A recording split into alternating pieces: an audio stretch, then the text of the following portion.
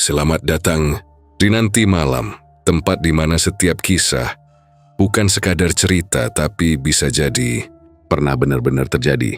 Di sini kita akan menelusuri rahasia-rahasia kelam yang tersembunyi di balik kehidupan manusia. Kisah mistis, pesugihan, kutukan, sampai arwah yang tak pernah menemukan jalan pulang. Semua akan kita buka perlahan dengan cahaya remang di tengah keheningan malam. Karena di setiap bisikan angin malam, terkadang ada nama yang dipanggil pelan, menunggu untuk diceritakan kembali. Pause 3 detik. Malam ini, jangan pergi kemana-mana. Matikan lampu kamar, kunci pintu rapat-rapat, dan pastikan kamu sendirian. Karena kisah kali ini datang dari sebuah rumah yang tampak biasa saja, tapi menyimpan tragedi yang membuat siapapun yang mendengarnya merinding sampai ke tulang. Kisah tentang sepasang pengantin baru yang seharusnya memulai kehidupan penuh cinta, tapi malah berakhir dengan kematian misterius dan hilangnya sang suami tanpa jejak. Rumah itu berdiri sunyi di pinggiran kota Purworejo. Catnya sudah pudar, jendelanya berdebu, dan di halaman belakangnya berdiri sebuah pohon mangga tua yang konon tak pernah berhenti berbuah, meski tak ada yang berani memetiknya. Warga sekitar bilang, setiap kali ada yang mencoba menebang pohon itu pasti akan terjadi sesuatu yang buruk. Ada yang jatuh sakit tanpa sebab. Ada yang tiba-tiba hilang ingatan. Bahkan ada yang ditemukan meninggal dalam keadaan aneh. Tapi tetap saja, beberapa orang nekat menempati rumah itu karena harga sewanya murah dan terlihat masih layak. Hingga akhirnya, datanglah Dina dan Arman, pasangan pengantin baru yang baru menikah sebulan lalu. Mereka tak tahu apa-apa tentang sejarah rumah itu. Mereka hanya ingin memulai hidup baru di tempat yang tenang dan jauh dari keramaian. Namun ketenangan itu tidak bertahan lama. Malam demi malam Dina mulai mendengar suara langkah kaki di dapur. Seseorang yang berjalan pelan menyeret kaki. Meski saat diperiksa tak ada siapapun di sana. Kadang terdengar suara perempuan berbisik dari arah halaman belakang, memanggil nama suaminya dengan suara lirih dan sedih. Sampai akhirnya suatu malam Arman ditemukan berdiri di bawah pohon mangga itu. Wajahnya pucat, matanya kosong, dan tanah di sekitarnya terlihat seperti baru digali. Sejak malam itu, Dina tak pernah melihat suaminya lagi. Dan dari sinilah semua kisah mengerikan itu dimulai. Suara menurun, seperti berbisik. Apakah benar rumah itu berhantu? Atau ada sesuatu yang lebih gelap dari sekadar arwah penasaran? Tetap di sini, jangan kemana-mana, karena malam ini Nanti Malam akan membawa kamu masuk lebih dalam ke kegelapan, menyusuri kisah nyata dari balik tragedi, misteri kematian di rumah pengantin baru, suaminya menghilang tanpa jejak, suara musik naik pelan, transisi ke intro logo channel. Nanti Malam, di mana kisah berhenti di antara hidup dan mati.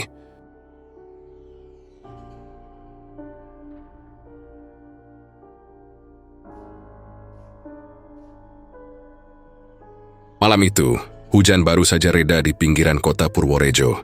Udara masih lembab, dan aroma tanah basah terasa sampai ke dalam rumah baru, yang baru saja ditempati oleh sepasang pengantin muda, Dina dan Arman. Di teras rumah itu masih ada beberapa kardus dan koper yang belum dibongkar. Lampu teras redup bergoyang sedikit diterpa angin malam. Rumah itu tampak sederhana tapi luas. Cat dindingnya masih segar, berwarna krem muda, dan bau cat baru masih menusuk hidung. Arman bilang rumah itu bekas milik keluarga yang pindah ke luar kota. Mereka menjualnya dengan harga murah karena katanya ingin cepat-cepat pindah. Dina tidak berpikir macam-macam, karena sejak awal dia dan Arman memang mencari tempat yang tenang dan jauh dari keramaian. Biar adem, biar bisa fokus hidup berdua, kata Arman waktu itu. Tapi entah kenapa, sejak pertama kali melangkahkan kaki ke halaman belakang rumah itu, Dina merasa ada sesuatu yang aneh. Di sana berdiri sebuah pohon mangga tua, besar dan tinggi, dengan batangnya berwarna hitam kecoklatan, dan ranting-rantingnya menjulang sampai ke atap dapur.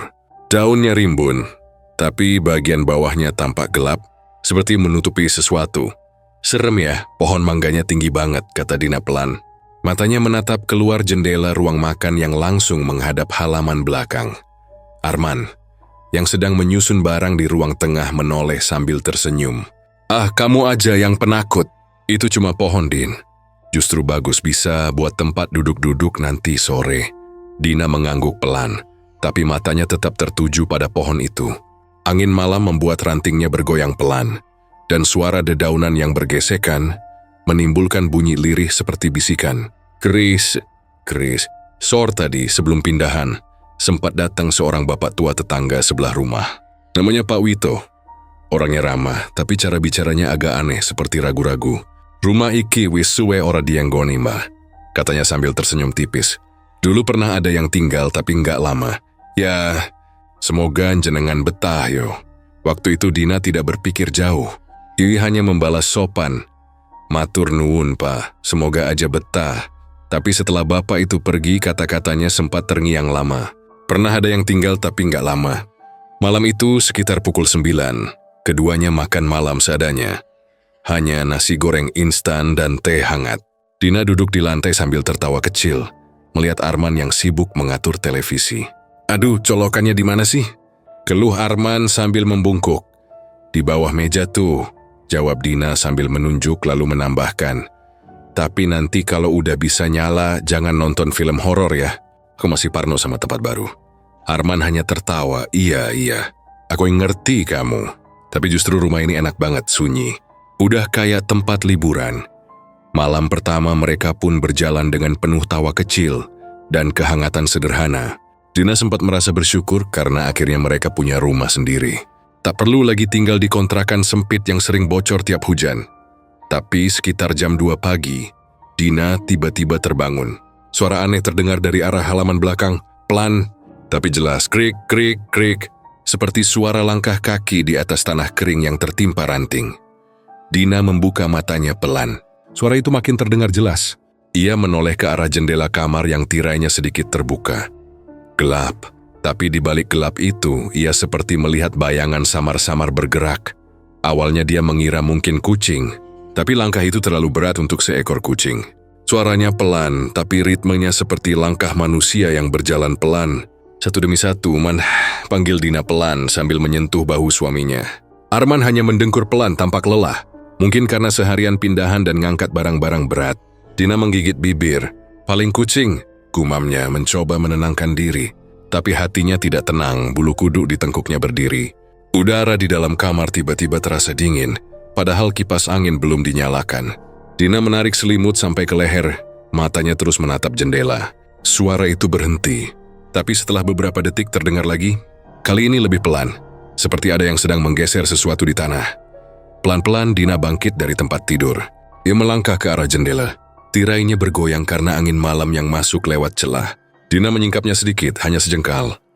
Di bawah cahaya rembulan, ia melihat pohon mangga itu berdiri kokoh. Tapi ada sesuatu di bawahnya, seperti seseorang yang berdiri membelakanginya. Bayangannya memanjang ke arah rumah. Tubuh itu diam saja, tidak bergerak sedikit pun. Dina menahan napas. Matanya berusaha menajamkan pandangan. "Siapa itu?" bisiknya. Tiba-tiba bayangan itu menunduk, lalu menghilang begitu saja, seolah masuk ke dalam tanah. Dina terlonjak mundur dan menutup jendela cepat-cepat. Tangannya bergetar, keringat dingin mulai muncul di keningnya. Ia berlari kecil ke tempat tidur, memeluk Arman dari belakang. "Men, ada orang di luar," bisiknya pelan. Arman menggeliat malas. Orang apaan, Din? Ini udah malam." "Beneran, aku lihat dari jendela. Di bawah pohon mangga." Arman menatap jam dinding. "Jam 2 lewat. Udah, jangan mikir aneh-aneh. Mungkin bayangan aja. Tidur lagi ya," katanya sambil menepuk tangan istrinya pelan. Dina tak menjawab, tapi matanya tetap terbuka. Dia tahu apa yang dilihatnya tadi bukan bayangan. Ada sesuatu di sana. Angin malam berhembus lagi, menembus celah-celah dinding, membuat tirai jendela bergerak pelan. Di luar, ranting pohon mangga berayun ke kanan dan kiri. Suara krik-krik kembali terdengar, kali ini seperti dari arah atap dapur. Dina memejamkan mata rapat-rapat, mencoba berdoa dalam hati. "Gusti, juang nganti anak apa-apa," gumamnya lirih dengan suara gemetar. Pagi harinya, Dina bangun lebih dulu dari Arman. Ia pergi ke dapur untuk menyiapkan sarapan. Tapi begitu masuk, langkahnya terhenti. Beberapa panci di lantai berantakan. Sendok dan mangkuk jatuh berserakan, seolah ada yang mengacak-acak dapur malam tadi. "Man!" panggilnya dari dapur. Arman datang dengan rambut acak-acakan. "Kenapa, Din?" "Ini lo dapurnya berantakan. Ku nggak masak tadi malam." Arman menatap sebentar, lalu tertawa kecil. "Mungkin tikus. Tikus segede apa man bisa nurunin panci gini?" jawab Dina kesal. Tapi Arman tak menggubris. Ia justru sibuk mencari roti dan minum teh. Namun saat Arman pergi ke kamar mandi, Dina memperhatikan sesuatu di lantai dapur. Ada bekas tanah, seperti jejak kaki, tapi bentuknya aneh, tidak jelas. Tuyuntara telapak manusia dan sesuatu yang lain, panjang dan sedikit melengkung di ujungnya. Dina mengikuti jejak itu sampai ke pintu belakang. Pintu itu tidak terkunci, padahal semalam ia yakin sudah menguncinya sendiri. Angin masuk dari luar, membawa aroma lembab seperti tanah basah yang baru digali. Dina menatap ke arah pohon mangga di halaman belakang. Di bawah pohon itu, tanahnya tampak sedikit menonjol seperti gundukan kecil. Ia memeluk dirinya sendiri, merasa merinding. Tapi suara Arman dari dalam rumah memecah ketegangan. "Din, tolong ambilin handuk." Dina menoleh sebentar, lalu buru-buru menutup pintu belakang. "Iya, bentar," jawabnya. Tapi sebelum benar-benar beranjak, matanya sempat menangkap bayangan seseorang bergerak cepat di balik batang pohon mangga. Setelah sarapan, Dina duduk di ruang tamu sambil menyalakan televisi. Tapi pikirannya terus melayang ke kejadian semalam. Ia mencoba menenangkan diri, tapi perasaan aneh itu tidak mau pergi. Menjelang sore, tetangga sebelah, Bu Ratna, datang berkunjung membawa piring berisi gorengan. "Selamat datang ya Mbak Dina," katanya ramah. "Rumahnya bagus loh. Tapi dulu sempat lama kosong." "Oh iya Bu, kosong berapa lama?" tanya Dina penasaran. Bu Ratna menatap sebentar ke arah jendela belakang, lalu menjawab pelan, "Sekitar 3 tahun Mbak. Dulu ada yang tinggal, tapi jangan nggak lama." Nada suaranya mirip seperti Pak Wito kemarin. Dina merasa dadanya mulai sesak. "Kenapa Bu? Kok nggak lama?" Bu Ratna hanya tersenyum tipis. Entahlah Mbak. Saya cuma dengar katanya sering ada kejadian aneh aja. Tapi semoga jenengan betah di sini ya." Dina hanya bisa tersenyum kaku. Setelah Bu Ratna pamit, ia menatap ke arah halaman belakang. Pohon mangga itu kembali diam, tapi entah kenapa terasa seperti sedang menatap balik ke arahnya. Menjelang malam, Arman duduk di teras sambil minum kopi. Dina duduk di sebelahnya, memeluk lutut. "Man, aku kepikiran deh. Kok banyak yang bilang rumah ini pernah ada kejadian aneh ya?" Arman menghela napas. Itu cuma cerita orang, Din. Kamu jangan kebawa pikiran. Rumah ini bagus kok. Lagian kalau beneran ada yang aneh, masa kita nggak ngerasa dari kemarin?" Dina hanya mengangguk. Tapi dalam hati dia tahu, malam pertama mereka belum selesai. Malam itu sekitar pukul 2:15, Dina kembali terbangun. Kali ini ia tidak hanya mendengar langkah kaki, ia juga mendengar suara seperti seseorang mengais tanah. Pelan, teratur. Kruk, kruk, kruk. Suara itu datang dari arah halaman belakang. Dina menatap Arman yang masih tidur pulas. Lalu dengan langkah ragu, ia bangkit dari kasur dan berjalan ke jendela. Tangannya gemetar saat menyingkap tirai. Di bawah cahaya rembulan yang pucat, terlihat seseorang berdiri di bawah pohon mangga.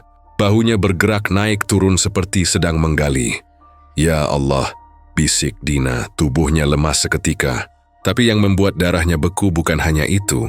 Di sebelah sosok itu, terlihat bayangan lain, berambut panjang, berdiri diam menatap ke arah rumah. Wajahnya tidak terlihat, hanya kain putih lusuh yang menutupi tubuhnya. Dina menutup mulutnya agar tidak berteriak. Dia menurpiran, tapi tanpa sengaja menabrak meja kecil di samping tempat tidur. Kerak, bunyi kayu bergeser. Sosok di bawah pohon mangga itu langsung berhenti menggali dan menoleh ke arah jendela. Dina membeko, mata mereka bertemu.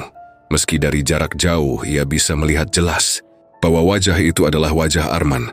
Tapi matanya kosong, hitam pekat tanpa cahaya sedikit pun. Dan malam itu, untuk pertama kalinya Dina benar-benar merasa bahwa rumah yang mereka tinggali bukan rumah biasa. Pagi itu, matahari baru muncul malu-malu dari balik pepohonan.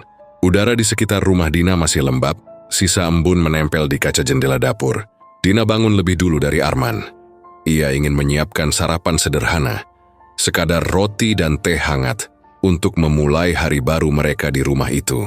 Tapi langkahnya berhenti begitu saja ketika sampai di depan pintu dapur. Lantai dapur berantakan, panci dan wajan berserakan, beberapa sendok jatuh di bawah meja, dan ada gelas pecah di sudut lantai. Dina terdiam, jantungnya berdebar. Ia yakin semalam sudah membereskan semuanya sebelum tidur. Ia bahkan sempat memeriksa pintu dapur 2 kali. "Man," panggilnya dari dapur dengan nada agak tinggi. Suaminya keluar dari kamar dengan mata setengah terbuka, masih mengantuk. "Kenapa, Din?" "Ini, coba lihat. Semuanya berantakan." "Kamu semalam masak ya?" tanya Dina dengan nada heran tapi juga waspada. Arman mendekat melihat keadaan dapur yang benar-benar kacau. Ia menggeleng pelan. "Enggak, aku juga baru bangun kok." "Mungkin tikus?" "Tikus segede apa, Man? Bisa nurunin panci sama mecahin gelas begini." Balas Dina. Arman hanya mengangkat bahu. "Ya, siapa tahu. Namanya juga rumah baru, mungkin ada hewan masuk dari ventilasi. Nanti aku tutup ya." Dina menghela napas panjang. "Masih tidak ingin memperpanjang." "Iya deh, tapi tolong nanti dibenerin." Ia lalu mulai memunguti pecahan kaca satu-satu. Tapi saat tangannya hampir menyentuh lantai, ia melihat sesuatu. Di bawah meja dapur ada bekas lumpur kering, membentuk tapak kecil. Seperti jejak kaki, Dina menatap lama bekas itu. Bukan jejak tikus, bukan juga kucing. Bentuknya mirip kaki manusia, tapi hanya sebagian seperti setengah telapak saja. Ukurannya kecil, lebih kecil dari kaki Arman. Ia menelan ludah lalu berdiri pelan-pelan. "Men, sini deh. Coba lihat ini." Arman mendekat jongkok sebentar lalu berkata santai, "Mungkin bekas sepatu tukang kemarin pas bantuin pindahan." "Sepatu? Tapi kita pindahan siang, Man. Ini lumpur masih lembek semalam." Arman tidak menjawab. Ia hanya menepuk bahu istrinya. "Udahlah, Din. Gak usah dibikin tegang. Ku janji nanti sore aku bersihin semuanya." Dina mengangguk lemah tapi hatinya tetap gelisah. Ia tahu betul semalam pintu belakang terkunci. Tidak mungkin ada orang masuk. Siangnya, Arman berangkat ke bengkel tempat dia bekerja. Dina sendirian di rumah. Dia mencoba mengalihkan pikiran dengan membereskan kamar dan menata lemari. Tapi setiap kali melirik ke arah dapur, dadanya terasa sesak. Ada perasaan aneh, seperti sedang diawasi. Menjelang sore, Dina memutuskan untuk mencuci piring di dapur. Sambil menyapu busa sabun di piring, pandangannya tertuju pada kaca jendela di depan wastafel. Dari sana, ia bisa melihat halaman belakang dan pohon mangga yang tinggi itu. Awalnya tidak ada apa-apa, hanya daun-daun bergoyang karena angin sore. Tapi beberapa detik kemudian, sesuatu membuat tangannya berhenti. Di pantulan kaca jendela, ia melihat bayangan seseorang berdiri di bawah pohon mangga. Bayangan itu tidak bergerak, diam saja. Tubuhnya tegak seolah sedang menatap lurus ke arah jendela dapur, ke arah Dina. Perlahan Dina menoleh keluar, mencoba melihat langsung. Tapi halaman belakang kosong, tidak ada siapa-siapa di sana. Hanya ranting-ranting pohon yang bergoyang pelan, dan daun mangga yang jatuh satu-satu ke tanah. Ia menatap lagi kaca jendela, berharap hanya halusinasinya. Tapi jantungnya hampir berhenti saat sadar. Bayangan itu masih ada di pantulan kaca, berdiri di tempat yang sama. Tapi kali ini, lebih dekat. Dina menjatuhkan piring ke wastafel, air sabun muncrat ke baju. Ia mundur cepat, menabrak kursi kecil di belakangnya. Bayangan itu menghilang seketika. Ia menutup mulut, menahan napas lalu berlari ke ruang tengah. Seluruh tubuhnya gemetar. "Ya Allah, opo iki?" bisiknya dengan suara serak. Ia mencoba menenangkan diri. Duduk di lantai sambil memeluk lutut. Tak lama kemudian terdengar suara motor di depan rumah. Arman pulang. Dina langsung berdiri dan menyambutnya. "Man," suaranya pelan tapi bergetar. "Aku lihat seseorang di halaman belakang." Arman menaruh helmnya di meja. "Seseorang? Siapa? Tetangga?" "Enggak, aku lihatnya lewat kaca dapur. Berdiri di bawah pohon mangga. Tapi pas aku nengok langsung hilang." Arman menatap istrinya dengan ekspresi setengah percaya. "Din, kamu yakin nggak salah lihat? Mungkin bayangan kamu sendiri kali." "Man, aku nggak bercanda. Aku lihat jelas. Badannya tinggi, nggak gerak, cuma diam aja." Arman menghela napas panjang lalu merangkul bahu Dina. "Oke, nanti malam aku jagain. Kalau emang ada orang, aku bakal lihat sendiri. Tapi tolong jangan panik dulu. Rumah ini kan masih baru buat kita. Bisa jadi kamu cuma belum biasa aja." Dina terdiam. Ya tahu Arman mencoba menenangkan, tapi wajah suaminya juga tampak sedikit tegang. Malam harinya, mereka makan malam bersama. Dina berusaha bersikap biasa, tapi matanya sesekali melirik ke arah jendela dapur. Lampu dapur sengaja dibiarkan menyala malam itu. Arman bilang biar kalau ada orang lewat kelihatan dari luar. Sekitar jam 11 malam, Dina mulai mengantuk. Ia pamit masuk kamar duluan, tapi Arman masih di ruang tamu, menonton berita sambil menyeruput kopi. Saat Dina sudah setengah tertidur, terdengar suara langkah pelan dari dapur. Krik, krik, Dina membuka mata. Ia menatap ke arah pintu kamar yang terbuka sedikit. Suara itu terdengar lagi. Kali ini disertai bunyi seperti panci jatuh pelan. Tanpa pikir panjang, ia memanggil pelan, Man. Man, itu suara apa? Tidak ada jawaban. Dina menegakkan tubuh, mencoba mendengarkan. Suara langkah itu terdengar makin jelas, pelan, tapi teratur. Lalu tiba-tiba berhenti. Sunyi dari ruang tamu, terdengar suara kursi digeser. Kemudian langkah cepat Arman menuju dapur. Siapa di sana? Suaranya tegas. Dina keluar dari kamar menahan napas. Ia melihat Arman berdiri di depan dapur. Tubuhnya tegap, tapi matanya memandang kosong ke arah dalam. Man, ada apa? Tanya Dina pelan. Arman menoleh, tapi wajahnya seperti bingung. Aku kira ada orang. Tapi kosong, Din. Cuma barusan aku dengar suara bisik, kecil banget. Dari arah jendela. Bisik? Suara apa? Arman diam. Aku nggak ngerti. Tapi rasanya kayak seseorang nyebut nama aku. Dina langsung memeluk suaminya. Udah, ayo masuk kamar aja. Tapi sebelum mereka beranjak, terdengar suara seperti sesuatu jatuh ke lantai. Mereka menoleh bersamaan. Sebuah sendok terlempar sendiri dari atas meja ke lantai, padahal tidak ada angin sedikit pun. Arman menatapnya lama. Din, kamu lihat kan? Dina hanya mengangguk pelan. Aku pengen pindah, Man. Arman menghela napas menahan rasa takut yang mulai muncul. Kita sabar dulu ya. Besok pagi aku mau tanya ke tetangga. Mungkin mereka tahu sejarah rumah ini. Malam itu mereka tidur dalam kegelisahan.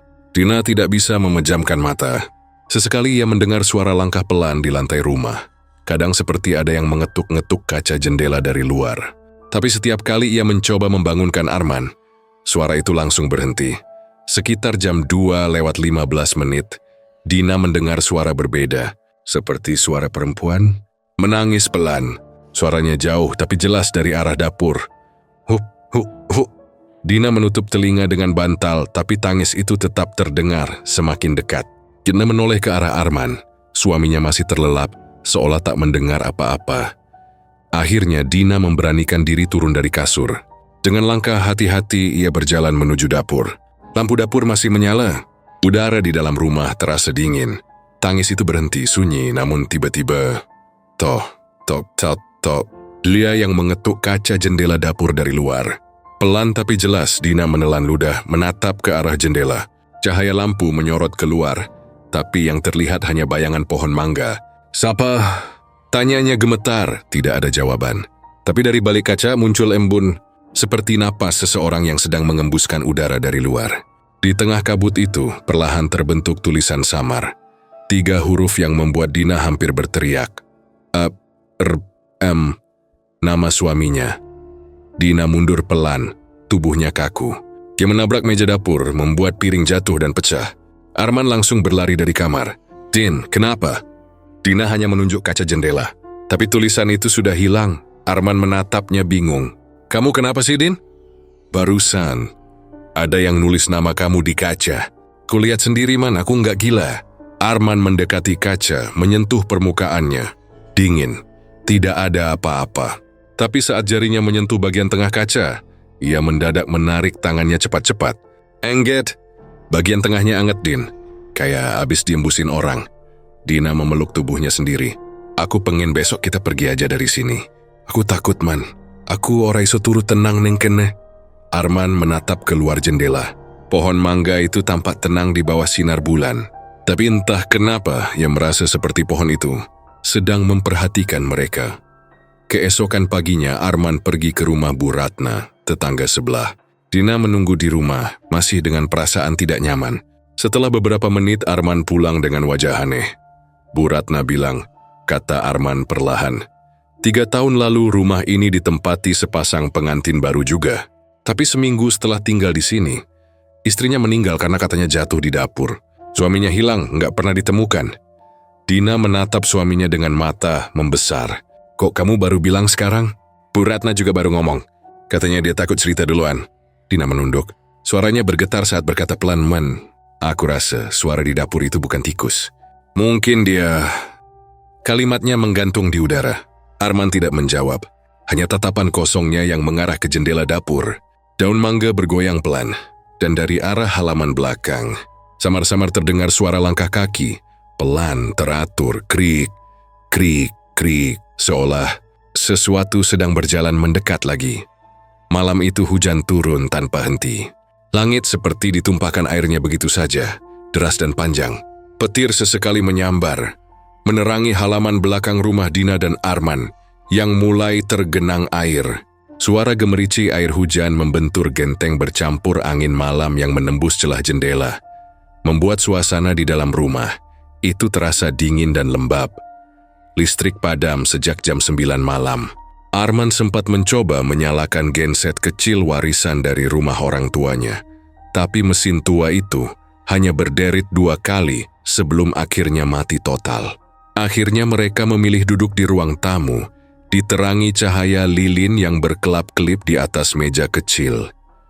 Untung kita beli lilin banyak kemarin, kata Dina sambil menatap ke arah luar jendela yang buram. Tapi sumpah, rumah ini tuh makin serem kalau gelap kayak gini. Man, kayak ada yang ngeliatin. Arman menatapnya sambil tersenyum lemah, meski matanya juga sesekali melirik ke arah pintu belakang yang belum dikunci. Kamu tuh kebanyakan nonton film horor. Udah, santai aja. Ini cuma hujan. Dina menghela napas, tapi rasa tak nyaman di dadanya makin berat. Dia memeluk selimut tipis dan berusaha memusatkan perhatian pada suara hujan yang menenangkan. Namun sesekali ia merasa seperti mendengar sesuatu di luar sana. Suara langkah kaki di halaman belakang samar tapi ritmis, tok, tok, tok. Seolah seseorang sedang berjalan pelan, tapi teratur. Awalnya ia mengira itu suara ranting jatuh atau air menetes di seng, tapi ritmenya terlalu jelas, terlalu manusia. Dina menatap ke arah jendela, tapi yang terlihat hanya bayangan hitam dari pohon mangga di halaman belakang. Cahaya petir membuat pohon itu tampak seperti sosok tinggi yang menggantungkan tangan di udara, bergoyang pelan seperti melambai. Sekitar jam 11 malam, suara ketukan itu berpindah ke arah depan rumah. Tok, tok, tok. 3 kali, pelan tapi jelas. Dina dan Arman saling berpandangan. Siapa sih malam-malam begini? Gumam Arman setengah kesal, setengah gugup. Dina menggenggam tangan suaminya. Men, jangan dibuka dulu. Siapa tahu orang aneh. Tenang aja. Aku cuma mau lihat. Mungkin orang nyasar atau minta bantuan. Jawab Arman sambil mengambil lilin dan berjalan ke arah pintu depan. Cahaya lilin menyorot wajahnya yang terlihat tegang. Suara ketukan itu terdengar lagi. Kali ini lebih pelan tapi berirama, seperti orang yang tak sabar menunggu. Tok, tok, tok. Arman membuka sedikit pintu, tapi yang terlihat hanya gelap. Hujan masih deras, angin membawa aroma tanah basah dan daun mangga yang jatuh. Jadi membuka pintu lebih lebar, menengok ke kiri dan kanan. Tidak ada siapa-siapa. Tidak ada suara langkah, tidak ada bayangan. Namun saat ia menunduk, Arman terpaku. Di depan pintu tanah basah itu penuh dengan jejak kaki, tapi hanya satu. Jejak kaki kanan jelas dalam mengarah ke pintu rumah mereka. Tidak ada jejak kaki lain yang menjauh atau mendekat. Seolah seseorang berdiri di sana dengan satu kaki, tanpa pernah bergerak. Arman mundur perlahan, lalu menutup pintu cepat-cepat. Dina menatap wajah suaminya, wajah yang tiba-tiba pucat. Kenapa, Aman? Siapa? Arman menelan ludah. Enggak ada siapa-siapa, cuman ada jejak kaki satu. Maksudnya, ya cuma satu. Kayak orang yang berdiri tapi enggak punya kaki satunya lagi. Dina langsung merinding. Dia memeluk dirinya sendiri, mencoba mengabaikan perasaan dingin yang mulai merayap di tengkuk. Men, besok aja ya kita panggil orang buat bersihin halaman. Aku nggak enak, rasanya kayak rumah ini beneran ada yang nungguin.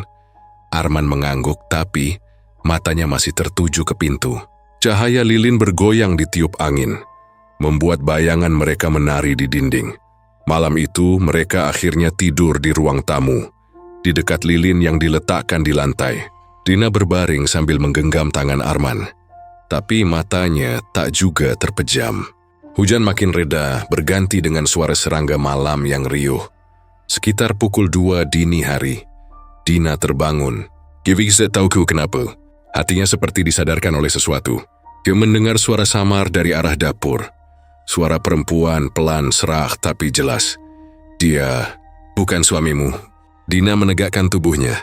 Suara itu begitu dekat, seperti berasal dari dalam rumah. Ia menoleh ke arah Arman yang masih tertidur pulas di sebelahnya.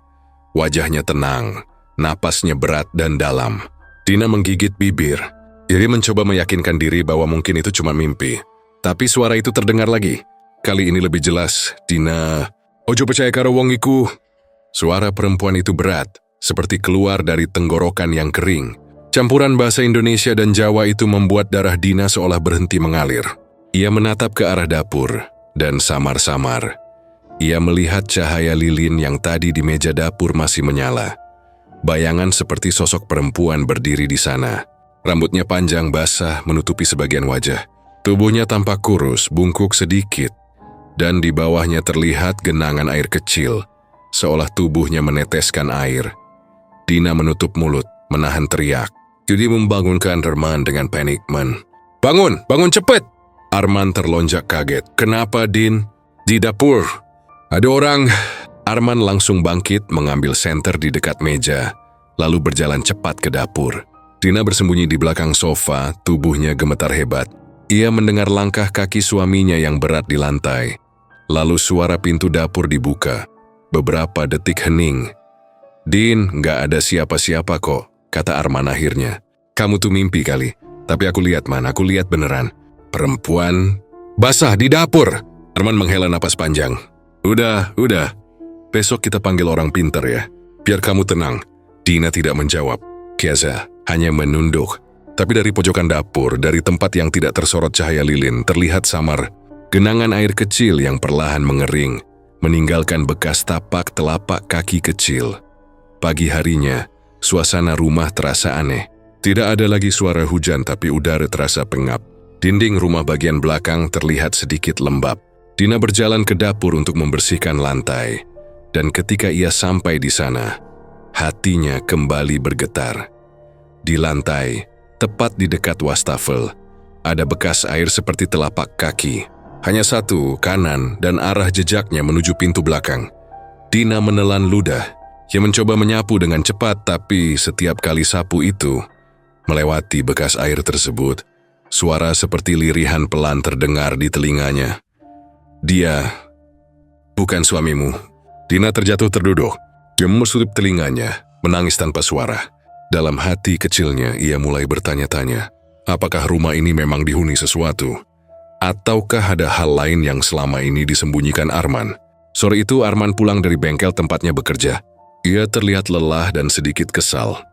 "Din, besok aku mau ke kota dulu ya. Katanya ada teman lama yang mau ngajak kerja sama proyek.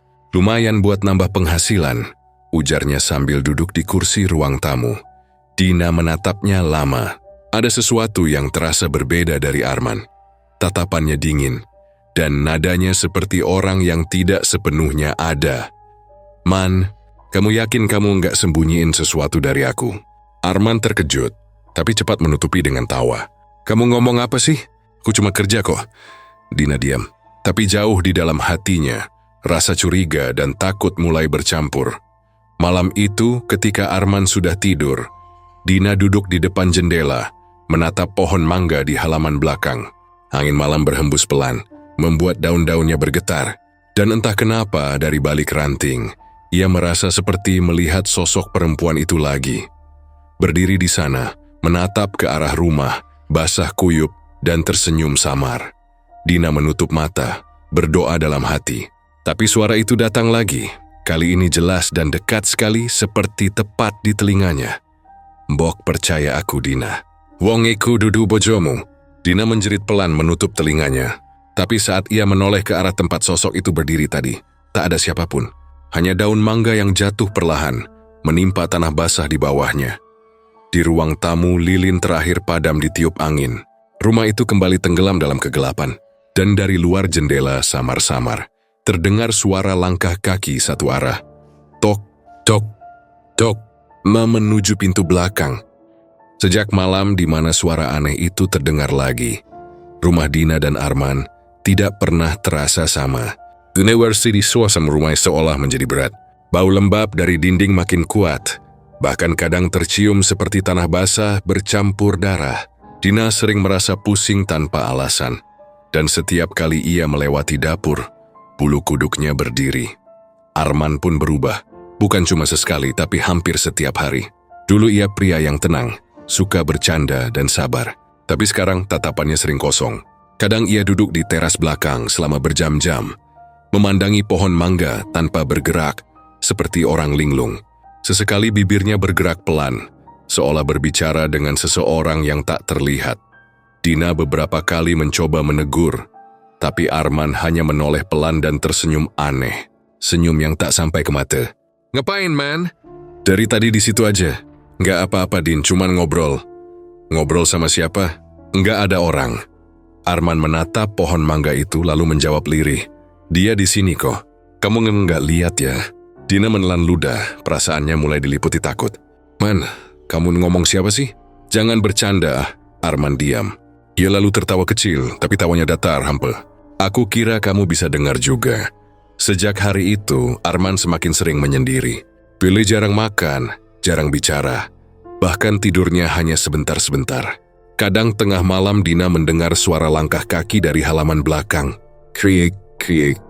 Langkah pelan yang disertai suara sekop menancap ke tanah. Suatu malam, sekitar pukul 1, Dina terbangun. Ia menoleh ke samping.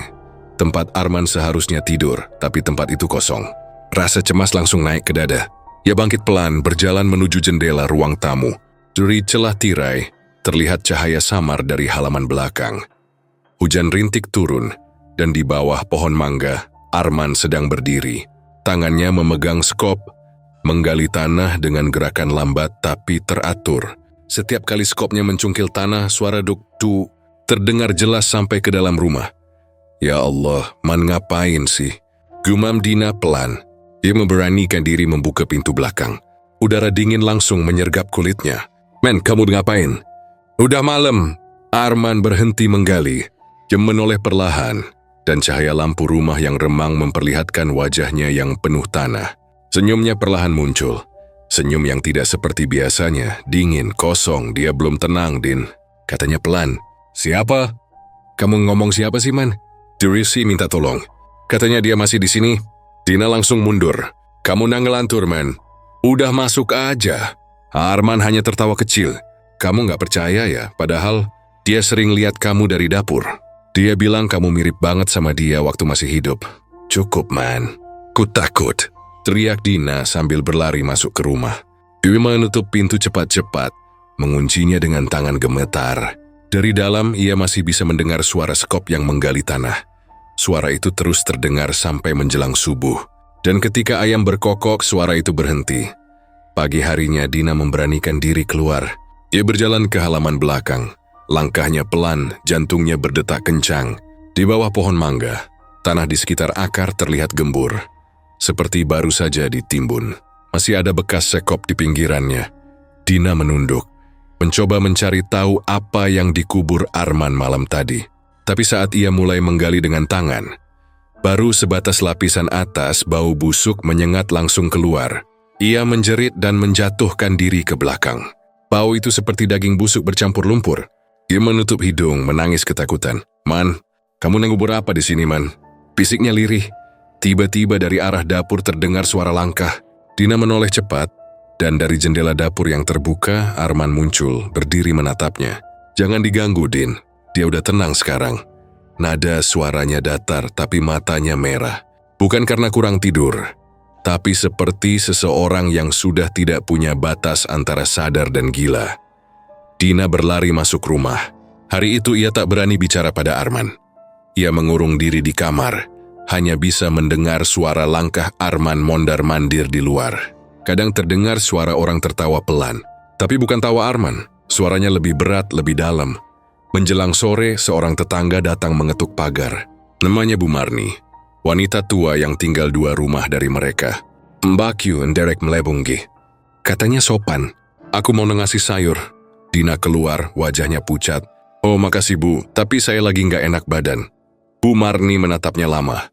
Kamu pucat enduk. Rumahmu iki kok rasanya anget yo, tapi anget aneh. Maksudnya Bu, enggine abot. Aku wis kerasa dari dalan. Kowe hati-hati yo enduk. Dina hanya mengangguk. Tapi saat Bu Marni hendak pulang, ia menatap ke arah halaman belakang dan wajahnya berubah. Lo enduk, iku apa tuh? Kok tanahnya kayak bekas digali? Dina menelan ludah, tidak bisa menjawab. Bu Marni hanya menggeleng pelan. Pohon mangga tua itu dari dulu memang ora sembarangan. Dulu pernah ada wong sing nyoba nebang. Esuke langsung mati. Dina terdiam. Mari Bu. Iyo. Wong-wong kene percaya ana sing jaga pohon iku perempuan. Wong Jawa ngomong danyang omah. Tapi nek wis marani awakmu, yo Angel, ora gampang diusir. Kata-kata itu membuat darah Dina dingin. Malamnya ia menatap Arman dari jauh. Suaminya duduk di kursi belakang rumah. Menatap pohon itu lagi. Tidak bergerak sedikit pun. Cahaya lampu gantung di dapur berkelip-kelip dan Dina mendengar suara perempuan tertawa pelan dari arah pohon mangga. Tawa itu seperti berasal dari tanah yang digali semalam. Arman lalu berbicara pelan, seperti sedang menjawab seseorang yang tak terlihat. Yes, aku janji. Aku nggak akan ninggalin kamu. Dina menahan napas. Men, kamu ngomong sama siapa? Arman menoleh, matanya kosong, lalu senyum itu muncul lagi. Sama kamu, Din. Kamu kan di sini. Bukan, aku di dalam. Arman terdiam sebentar, lalu perlahan menatap ke samping, ke arah pohon mangga. Oh, iya. Dina menutup mulut, takut suaranya keluar. Ia melangkah mundur, masuk ke kamar dan menangis tanpa suara. Ia tak berani tidur malam itu. Sekitar jam 3 pagi, terdengar suara pintu dapur terbuka. Dina mengintip dari celah pintu kamar. Arman berjalan keluar rumah tanpa alas kaki. Hanya mengenakan kaos dan celana pendek. Langkahnya lambat tapi mantap. Ia membawa sesuatu di tangannya, seperti bungkusan kain putih kecil. Dina mengikutinya diam-diam dari balik tirai. Arman berhenti di bawah pohon mangga, lalu menunduk berbicara pelan ke arah tanah. Ini udah aku bawa. Sekarang kamu tenang, ya. Setelah itu, ia menaruh bungkusan itu ke dalam lubang kecil di tanah, menimbunnya lagi dengan tangan telanjang. Dina tidak tahan lagi. Yobi menjerit dari dalam rumah. Men, kamu ngapain lagi? Astagfirullah, kamu tuh kenapa jadi begini? Arman menatapnya dari halaman. Matanya merah, wajahnya penuh tanah. Kamu nggak ngerti, Din. Dia kasihan. Dia cuma minta ditemenin. Temenin? Siapa yang kamu temenin? Perempuan itu. Yang kamu lihat di dapur waktu itu. Dia mati sendirian. Dan dia bilang, dulu aku pernah janji sama dia. Dina membeku. Janji apa, Man? Kamu tuh mau ngomong apa sih? Arman tertawa pelan lalu menatap langit. Katanya, waktu aku masih kecil aku pernah main di sini. Aku janji bakal datang lagi. Dan sekarang, aku udah datang. Dina merasa seluruh tubuhnya dingin. Men, kamu sadar nggak sih yang kamu omongin? Arman menatapnya tajam. Sadar. Justru sekarang aku baru ingat semuanya. Dina mundur menutup pintu, menangis ketakutan. Tapi malam itu, ia tidak bisa memejamkan mata sedikit pun. Dari luar, terdengar suara 2 orang berbicara pelan. Satu suara Arman, satu lagi suara perempuan. Kadang mereka tertawa bersama, kadang diam lama. Lalu terdengar seperti isak tangis. Menjelang subuh, suara itu hilang. Dina keluar perlahan.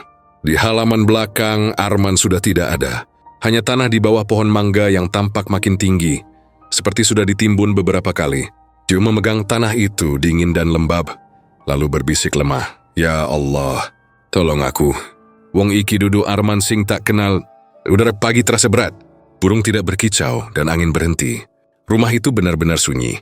Tapi di sela-sela keheningan Dina mendengar suara lembut dari arah pohon mangga. Dina, saiki giliranku. Suara itu bukan suara Arman, tapi lembut, basah, dan penuh dendam. Dan untuk pertama kalinya sejak mereka tinggal di rumah itu, Dina sadar sesuatu yang dikubur di bawah pohon mangga itu bukan cuma tanah. Itu sesuatu yang menunggu. Malam mulai turun perlahan di atas atap rumah itu. Angin berhembus membawa aroma tanah basah yang samar, menyelusup lewat celah-celah jendela tua yang catnya mulai mengelupas. Di ruang tamu, Dina duduk diam di kursi rotan. menggenggam secangkir teh yang sudah dingin. Hatinya masih belum tenang setelah kedatangan seorang wanita tua tadi siang, Bu Ratna, yang entah kenapa datang dengan wajah seperti menyimpan ketakutan yang sangat dalam. Kata-katanya terus terngiang di kepala Dina, membuat jantungnya berdetak tak karuan. 3 tahun lalu, ada pasangan pengantin baru juga tinggal di sini. Istrinya meninggal seminggu setelah menikah. Suaminya hilang. Katanya dia dikubur di bawah pohon mangga itu. Kalimat itu berputar terus di kepalanya seperti gema yang tak mau pergi. Dina bahkan sempat merasa seolah masih mendengar suara Bu Ratna berbisik di telinganya. Ojo ndemek pohon kuwi, Nduk. Ana sing durung lunga. Jangan sentuh pohon itu, anakku. Cuma ada yang belum pergi. Sejak saat itu, rumah yang tadinya hanya terasa sepi, kini berubah menjadi sesuatu yang lebih menekan. Setiap langkah di lantai, setiap suara angin, terasa seperti tanda kehadiran sesuatu yang tak kasat mata. Dina tahu ada yang salah dengan rumah ini, tapi yang membuatnya lebih takut lagi adalah perubahan sikap Arman, yang semakin hari makin tak bisa dijelaskan dengan logika. Sejak malam ia menggali tanah di bawah pohon mangga, Arman semakin jarang bicara. Tatapan matanya kosong, senyumnya dingin, dan seringkali ia hanya duduk di belakang rumah, menatap tanah itu lama sekali, seolah menunggu sesuatu. Kadang mulutnya bergerak, seperti sedang berbicara dengan seseorang.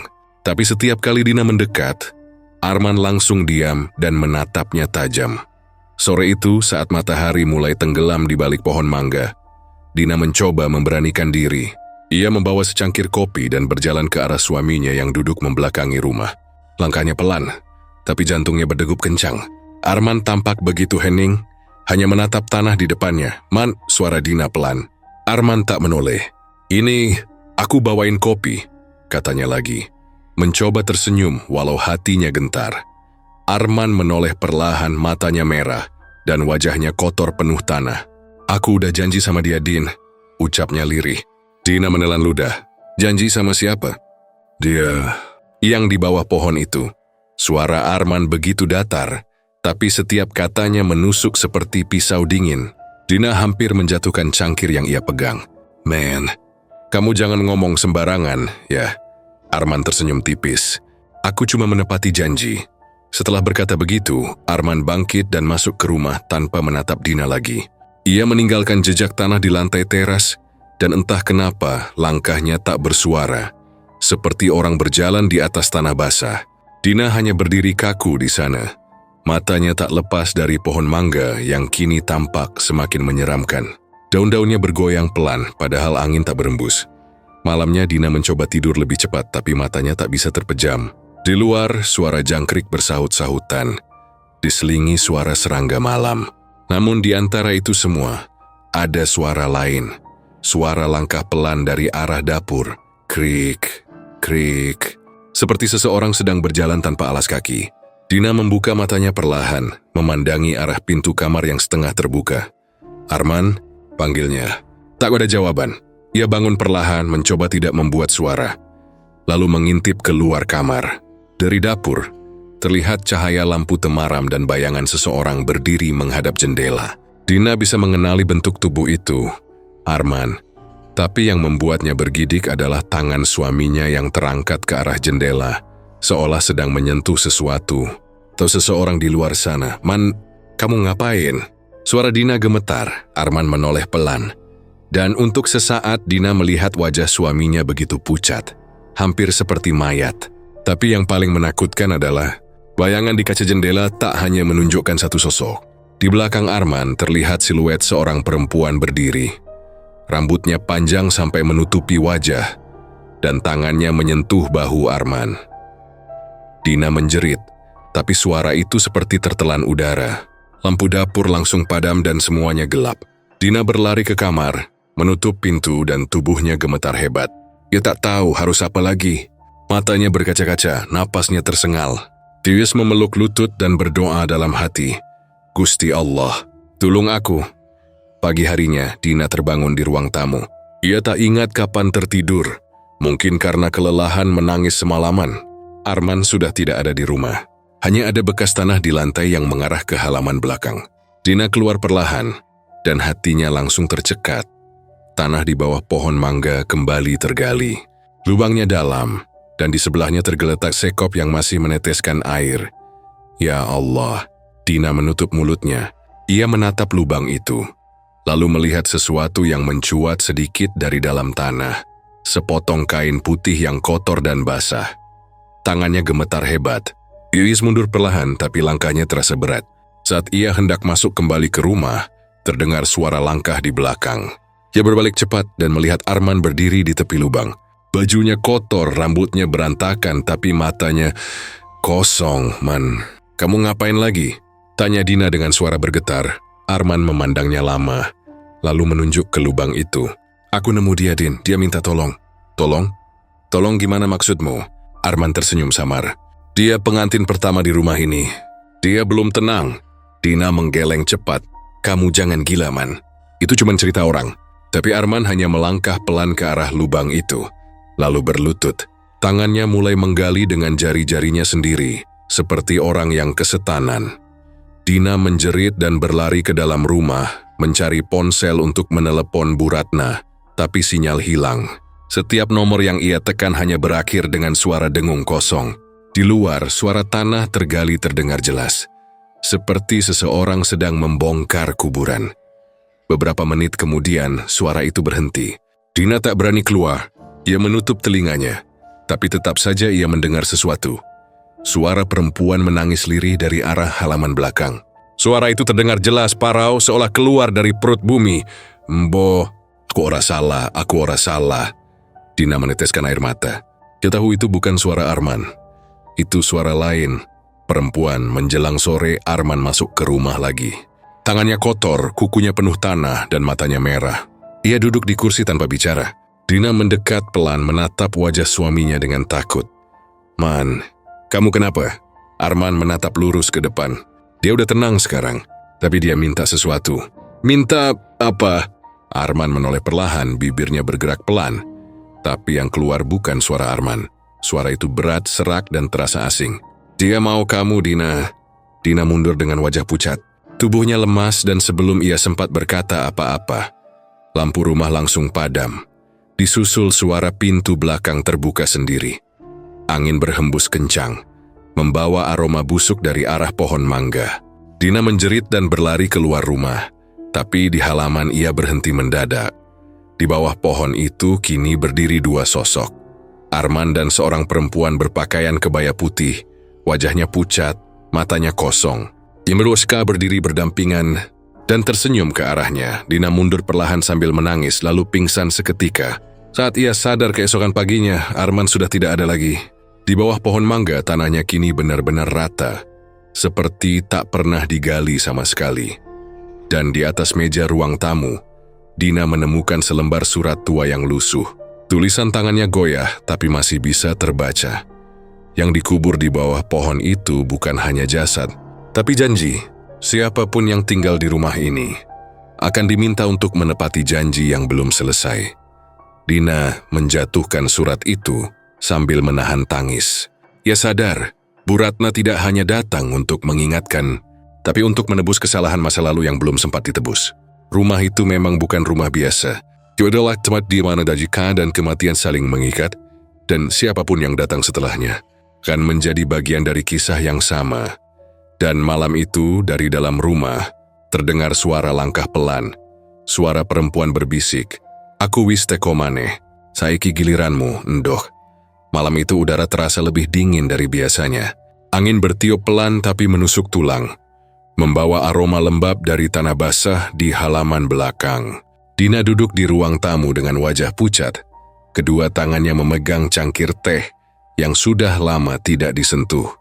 Sejak Arman menghilang kemarin pagi, rumah itu jadi terasa benar-benar asing. Sunyi, tapi tidak pernah benar-benar sepi. Ada sesuatu yang terus berputar di udara, seperti bisikan halus yang tak henti-hentinya menyebut namanya. Dari luar, terdengar suara pohon mangga bergoyang pelan, padahal malam itu angin hampir tidak ada. Dina mencoba tidak menatap ke arah jendela belakang, tapi rasa penasarannya lebih kuat dari rasa takut. Dia berdiri perlahan dan melangkah ke arah jendela. Hatinya berdebar, langkahnya berat dan setiap langkah seakan disertai gema di dalam dadanya. Saat ia membuka tirai, matanya langsung membesar. Di bawah pohon mangga itu, Arman berdiri. Tubuhnya basah kuyup, tanah menempel di wajah dan pakaiannya. Air menetes dari ujung rambutnya, seperti baru keluar dari dalam tanah. Wajahnya pucat, matanya kosong, tapi masih memandang ke arah Dina dengan tatapan lembut yang dulu begitu ia kenal. Arman. Suara Dina nyaris tak terdengar, bibirnya gemetar. Arman tidak menjawab. Ia hanya tersenyum pelan, lalu berkata lirih dengan suara serak, seperti suara orang yang tenggorokannya penuh tanah. Aku udah janji bakal jagain kamu, Din. Suara itu pelan tapi jelas, menggetarkan seluruh tubuh Dina. Ia mundur beberapa langkah, matanya tetap terpaku pada sosok itu. Tapi semakin ia mundur, semakin langkah Arman terasa mendekat. Bayangannya memanjang ke arah jendela, dan saat itu juga, lilin di meja tiba-tiba padam ditiup angin dari entah mana. Gelap. Dalam kegelapan itu, Dina bisa mendengar sesuatu. Napas berat di belakangnya. Lalu, sentuhan. Sebuah tangan dingin menyentuh bahunya, lembut tapi sangat dingin seperti es. Dina teriak sekuat tenaga, tapi suaranya seolah tercekik. Nafasnya sesak, tubuhnya gemetar hebat. "Man, jangan man." Suaranya parau, nyaris jadi bisikan. Tapi tak ada jawaban. Yang ada hanya suara pelan, seperti seseorang berbisik tepat di telinganya. "Saiki giliranmu, Nduk." Dina menjerit dan jatuh ke lantai. Pandangannya gelap. Keesokan paginya, matahari belum terlalu tinggi saat warga menemukan rumah itu dalam keadaan terbuka. Pintu depan sedikit terbuka, gorden berantakan, dan ada aroma tanah basah menyebar ke seluruh rumah. Bu Ratna yang pertama kali melihat, karena ia lewat untuk berjualan sayur di pagi hari. "Nduk." "Dina," panggilnya dari luar pagar, tapi tak ada jawaban. Ia melangkah masuk, pelan-pelan jantungnya berdebar kencang. Saat membuka pintu lebih lebar, pandangannya langsung tertuju pada sosok Dina yang tergeletak di ruang tamu. Wajahnya pucat, bibirnya membiru, tapi masih bernafas lemah. "Ya Allah," seru Bu Ratna sambil berlari mendekat.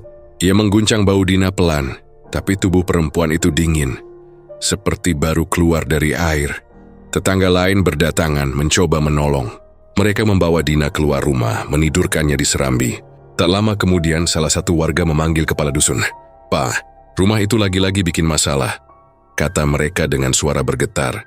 Sementara itu, dua pemuda desa memberanikan diri masuk ke dalam rumah untuk mencari Arman. Tapi tak ada tanda-tanda siapapun di sana. Tidak ada pakaian laki-laki, tidak ada sepatu, tidak ada barang pribadi selain pakaian yang dikenakan Dina. Seolah Arman benar-benar lenyap begitu saja. Ketika mereka keluar ke halaman belakang, sesuatu membuat langkah mereka berhenti. Tanah di bawah pohon mangga itu tergali lagi. Lubangnya masih basah, dan di pinggirannya ada bekas tangan yang jelas menancap dalam di tanah. Seperti seseorang baru saja keluar dari sana. Salah satu pemuda menelan ludah, lalu memanggil yang lain. "Pak, kene deloken iki. Pak, sini. Lihat ini." Kepala dusun datang menatap lubang itu lama. "Opo menehiki Gusti?" gumamnya. Ia berjongkok dan melihat sesuatu berkilau di dalam tanah. Setelah digali pelan, mereka menemukan dua benda kecil berkarat. Dua cincin kawin. Salah satu pemuda mengangkatnya dengan hati-hati. Iki duweke wong sing urip neng kene dulu toh," katanya pelan. Bu Ratna yang mendengar langsung menutup mulutnya, matanya berlinang. "Yo lei, cincin kuwi duweke pasangan sing mati 3 tahun kepungkur. Gusti, pu kabeh iki kudum baleni maneh." "Iya nak, cincin itu milik pasangan yang meninggal 3 tahun lalu." Tuhan, apa semua ini harus terulang lagi? Dina siang itu dibawa ke rumah Bu Ratna untuk dirawat sementara. Saat siuman pandangannya kosong. Ia mentap langit-langit dan tidak berkata apa-apa selama berjam-jam. Bu Ratna memegang tangannya, mencoba menenangkan. "Nduk awakmu piye, toh?" "Nak, kamu kenapa?" Dina pelan-pelan menoleh, air matanya menetes. "Bu." "Dia balik, Bu. Arman balik." "Arman?" Bu Ratna menelan ludah. "Maksudmu?" "Arman balik neng oma?" Dina menggeleng pelan. Bukan balik ke rumah, Bu. Dia balik. Tapi bukan lagi Arman." Suara Dina bergetar. Ia menatap Bu Ratna dengan mata penuh ketakutan. "Dia datang dari tanah, Bu. Basah, dingin, tapi dia senyum. Senyum kayak waktu pertama kali kita nikah." Bu Ratna merinding mendengarnya. Ia tahu rumah itu memang bukan rumah biasa. Ia pernah mendengar cerita dari orang-orang tua dulu, bahwa rumah itu dibangun di atas bekas kuburan seorang perempuan muda yang mati bunuh diri karena ditinggal calon suaminya. Pohon mangga besar itu tumbuh tepat di atas kuburannya, dan sejak saat itu, siapapun yang tinggal di rumah itu dengan niat membangun kehidupan baru sebagai pasangan, kini mengalami nasib yang sama. Salah satu akan mati, yang lain akan menghilang. Malamnya, warga desa berkumpul di rumah Bu Ratna. Mereka membicarakan apa yang harus dilakukan dengan rumah itu. Sebagian menyarankan agar rumah itu dibakar saja, tapi kepala dusun menolak. Ngono ora isole, yen omah kuwi dibakar sing nangkana ora bakal lunga. Malah bisa ngamuk. Kalau rumah itu dibakar, yang di dalam sana tidak akan pergi. Malah bisa marah. Akhirnya mereka memutuskan untuk memanggil seorang ustaz yang dikenal bisa menangani gangguan gaib. Namanya Ustaz Karim, seorang pria sepuh yang tinggal di desa sebelah. Keesokan harinya Ustaz Karim datang dengan membawa air doa dan beberapa perlengkapan. Ia memandangi rumah itu lama sebelum melangkah masuk. Rumah ini berat sekali auranya, katanya pelan. Sudah lama tidak ada yang mendoakan di sini. Saat memasuki halaman belakang, Ustaz Karim berhenti di depan pohon mangga. Ia menatap ke atas lalu ke tanah di bawahnya. Tempat ini bukan sekadar pohon. Ini simpul. Ada yang terikat di sini. Ia menancapkan sebatang dupa kecil dan mulai berdoa. Angin berembus pelan, tapi makin lama makin kencang. Daun-daun mangga bergoyang. Beberapa ranting patah dan jatuh ke tanah. Dari dalam rumah, Dina yang menunggu bersama Bu Ratna mendengar suara itu dan langsung memeluk Bu Ratna erat. Tiba-tiba suara perempuan menangis terdengar lagi.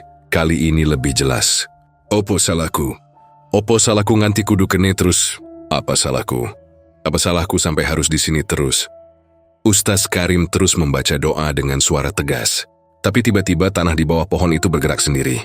Seperti ada sesuatu di bawah yang berusaha keluar. Tanah menggembung, retak, dan udara sekitarnya jadi dingin sekali. Pak Ustaz, teriak salah satu warga. Tapi Ustaz Karim tetap fokus menaburkan air doa ke tanah sambil membaca ayat-ayat suci. Setelah beberapa saat tanah itu berhenti bergerak. Angin pun tiba-tiba reda, semua orang menghela napas lega. Namun saat mereka menatap lubang itu lagi, mereka melihat dua cincin kawin tadi kini tidak ada. Yang tersisa hanya bekas tanah lembek dan wanu jejak kaki kecil, seperti milik perempuan. Setelah kejadian itu, Dina tak pernah mau kembali ke rumah itu lagi. Dia pindah ke rumah ibunya di kota, tapi setiap malam ia masih bermimpi tentang Arman. Dalam mimpinya, Arman selalu datang dengan tubuh basah, membawa seikat bunga melati, lalu berkata pelan, "Aku janji bakal jagain kamu, Din."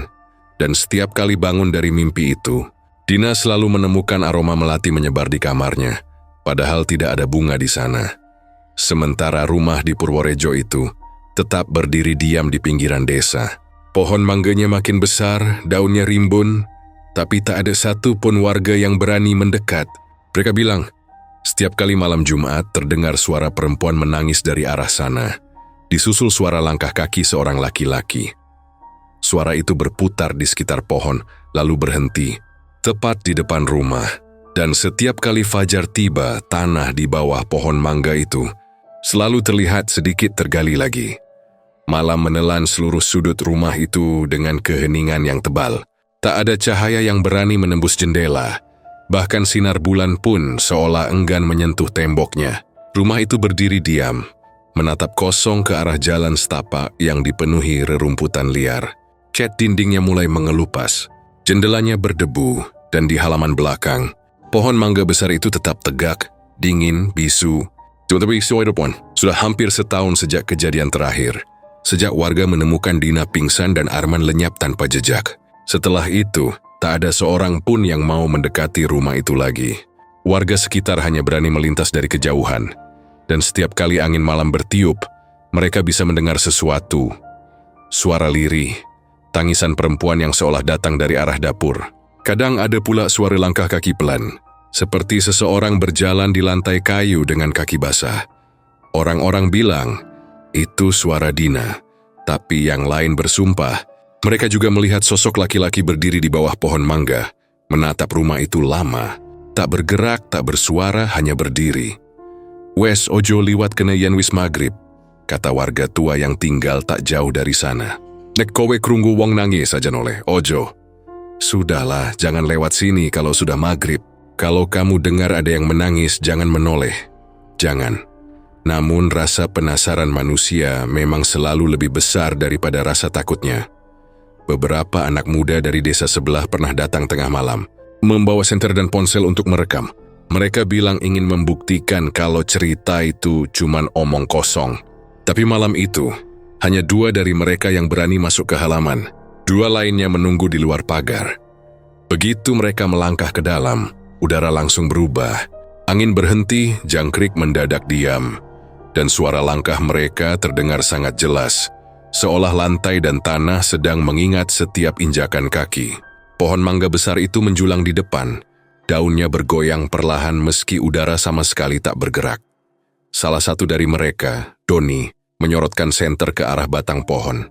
Tuh, kosong kan? Enggak ada apa-apa. Namun ketika ia menggerakkan cahaya ke bawah, cahaya itu berhenti di sesuatu. 2 bekas lubang tanah. Dan di antara keduanya, ada sesuatu yang berkilau samar.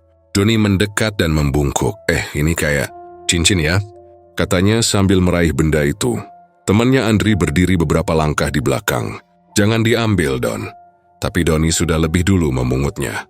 Paling cuma besi karatan. Ia tertawa kecil, namun tawanya mendadak berhenti.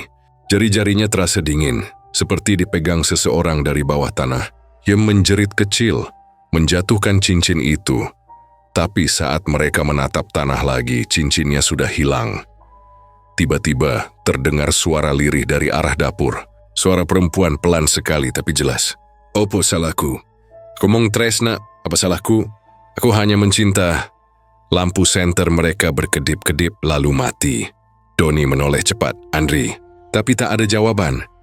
Yang ia lihat hanya bayangan panjang di tanah. Seperti ada seseorang berdiri di belakangnya. Ia berbalik perlahan, dan jantungnya serasa berhenti. Di depannya berdiri seorang perempuan berambut panjang. Wajahnya tertutup sebagian rambut, dan kulitnya pucat kebiruan seperti mayat yang lama terendam air. Dari bawah gaunnya menetes air berwarna coklat kemerahan, bercampur tanah. Doni berteriak tapi suaranya tak keluar. Ia terjatuh dan merangkak mundur. Sedangkan sosok itu berjalan mendekat tanpa suara. Langkahnya ringan, tapi menimbulkan bunyi seperti air yang menetes. Dari arah lain Andri juga menjerit memanggil nama temannya. Mereka berlari keluar dari pagar tanpa menoleh lagi. Keesokan harinya, warga menemukan ponsel mereka di tanah dekat pohon mangga. Videonya merekam sesuatu yang tak bisa dijelaskan. Hanya gambar buram, suara napas berat, lalu bisikan lirih. Dia belum pergi, janji belum ditepati. Sejak malam itu, tak ada lagi yang berani mencoba masuk. Rumah itu benar-benar ditinggalkan. Tapi anehnya, setiap kali bulan purnama datang, ada cahaya kecil seperti nyala lilin dari dalam rumah. Seolah seseorang sedang duduk di ruang tamu. Kadang terlihat 2 bayangan di dinding. Seorang laki-laki dan perempuan, duduk berdampingan. Bu Ratna, yang kini sudah menua dan jarang keluar rumah, kadang masih menatap ke arah rumah itu dari jauh. Jam itu kisah si video selesai. Dia tahu siapa yang sebenarnya terjadi, tapi tak ada gunanya bicara, karena siapapun yang tahu terlalu banyak akan dibisiki sesuatu di malam hari. Suatu malam, ia bermimpi lagi tentang Dina. Dalam mimpinya, Dina datang memakai kebaya putih, wajahnya pucat tapi tersenyum. Ia berdiri di bawah pohon mangga, menggandeng tangan seseorang, Arman. Tapi mata mereka kosong, pandangannya hampa. Bu, suara Dina lirih. Aku ora salah, Bu. Aku mung kepengin tenang. Bu, aku tidak salah, Bu. Aku cuma ingin tenang. Bu Ratna terbangun dengan napas tersengal dan tubuh gemetar. Ya, tisu itu bukan sekadar mimpi. Dia tahu roh Dina belum benar-benar pergi. Desas-desus pun terus menyebar. Ada yang bilang, rumah itu dikutuk oleh arwah perempuan pertama yang dikubur di sana. Seorang calon pengantin yang mati bunuh diri setelah dikhianati. Konon arwah itu berjanji akan menunggu cintanya sampai kapanpun. Dan setiap kali ada pasangan baru menempati rumah itu, roh tersebut mengira kekasihnya telah kembali. Joya mencoba merebut cinta itu kembali.